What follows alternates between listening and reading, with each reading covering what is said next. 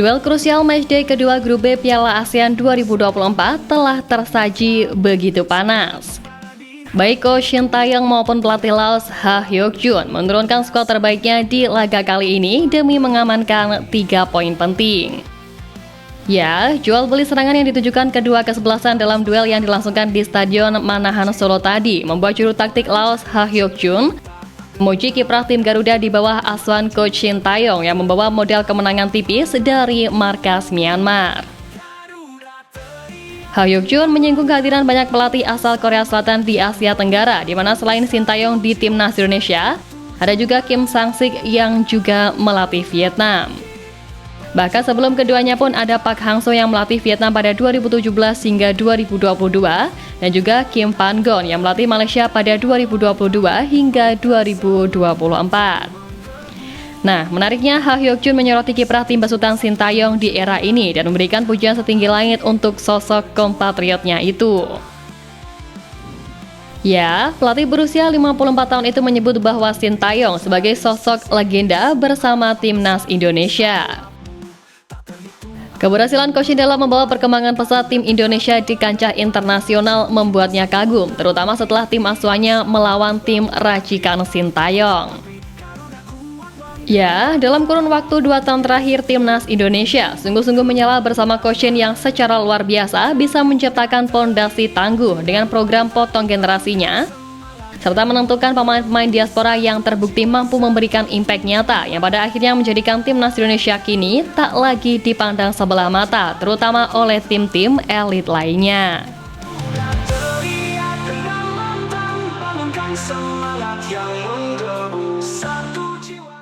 Tentu mengingat Indonesia menjadi satu-satunya negara Asia Tenggara yang bertanding di putaran ketiga kualifikasi Piala Dunia 2026, pelatih timnas Laos itu juga mengakui bahwa kualitas pemain timnas Indonesia pun ikut meningkat di bawah sentuhan magis Shin Tae-yong. Dan melihat bagaimana tim Garuda memberikan perlawanan berarti pada skuad asuhannya, Ha Hyuk-jun pun benar-benar merasa bahwa Indonesia merupakan tim yang kuat dan bagus di segala sisi. Di bawah kepelatihan Shin Tae-yong, timnas Indonesia bermain sangat kuat dan baik. Saya tahu timnas Indonesia adalah tim yang kuat, maka dari itu kami tetap memberikan perlawanan yang terbaik. Magis jari tangan dingin Shin Tae-yong pun juga terbukti dengan terciptanya pemain luar biasa seperti Pratama Arhan yang menjadi kunci kemenangan di laga lawan Myanmar lalu. Ya, Pratama Arhan menjadi salah satu sosok penting di balik kemenangan timnas saat bertandang ke Myanmar, menyusul bola lemparan ke dalamnya yang menyebabkan kepanikan di lini pertahanan lawan, sehingga menghasilkan gol sematawayang yang dicetak oleh Asnawi Mangkualam. Tentu saja ini bukan pertama kalinya lemparan ke dalam berbahaya yang dimiliki Arhan menghasilkan gol untuk skuad Garuda. Bahkan di babak ketiga kualifikasi Piala Dunia 2026 sekalipun, bola yang dilemparnya pun kerap menjadi momok menakutkan di lini pertahanan lawan. Salah satunya saat Tom Hai menorehkan gol ke gawang Cina. Ha Hyuk-jun pun tak memungkiri bahwa lemparan jauh Arhan merupakan salah satu senjata mematikan yang dimiliki oleh tim asuhan Shin Tae-yong. Oleh karenanya, Laos benar-benar menyiapkan pertahanannya demi menghadapi situasi lemparan layaknya sepak pojok pemain Suwon FC itu. Lemparan jauh dari Indonesia adalah salah satu senjata besar yang mereka miliki. Cara kami bersiap, kami tidak menganggap itu adalah lemparan jauh, tetapi kami mengatur pemain ketika menghadapi itu layaknya menghadapi sepak pojok.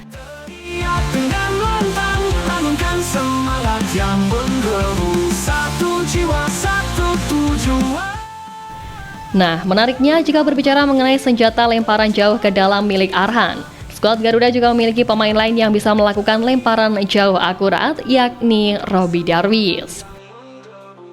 Ya, beberapa kali pemain Persib Bandung itu melempar bola jauh yang membahayakan gawang lawan, di mana hal ini juga ditunjukkan oleh Robby Darwish saat tampil bersama timnas Indonesia dalam matchday pertama Grup B Piala AFF 2024 kontra Myanmar pada 9 Desember lalu.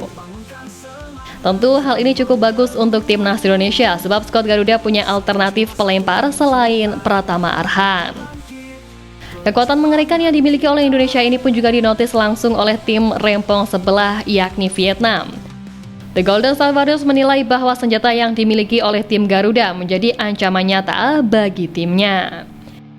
Bahkan saking takutnya dengan timnas Indonesia, media Vietnam sampai berharap dapat bantuan dari tim lain yakni Laos yang baru saja berduel dengan Marcelino Ferdinand dan kawan-kawan. Ya, sebelumnya Vietnam meminta Laos untuk menumbangkan Indonesia, mengingat posisi klasemen sementara grup B yang hanya kalah selisih gol saja. Bahkan pelatih Vietnam Kim Sang-sik juga langsung memantau laga Indonesia versus Laos demi misi utama balas dendam akibat kekalahan beruntun yang memalukan di sepanjang tahun ini.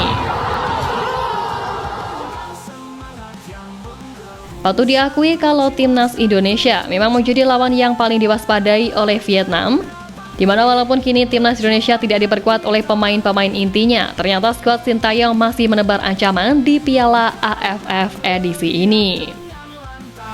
Bangunkan semangat yang menggebu, satu jiwa satu tujuan. Dan melihat kemenangan timnas Indonesia atas Myanmar kemarin, Vietnam pun akhirnya sadar bahwa skuad Sintayong tetap tidak bisa dianggap remeh. Apalagi dengan Vietnam yang berambisi untuk membuktikan dirinya sebagai yang terkuat di kawasan Asia Tenggara melalui Piala AFF 2024, tentu hal ini tidak akan berjalan semulus itu karena harus berhadapan dengan timnas Indonesia. Dan menilik bagaimana segitu niatnya Vietnam mengikuti gerak Indonesia di ajang ini, sadar tak sadar Indonesia pun memang telah menjadi tim yang paling disorot dan diwaspadai meskipun tak menurunkan skuad seniornya. Ya, manakala Indonesia tampil dengan skuad yang diisi pemain U22, Indonesia tetap dianggap sebagai tim unggulan di turnamen 2 tahunan tersebut.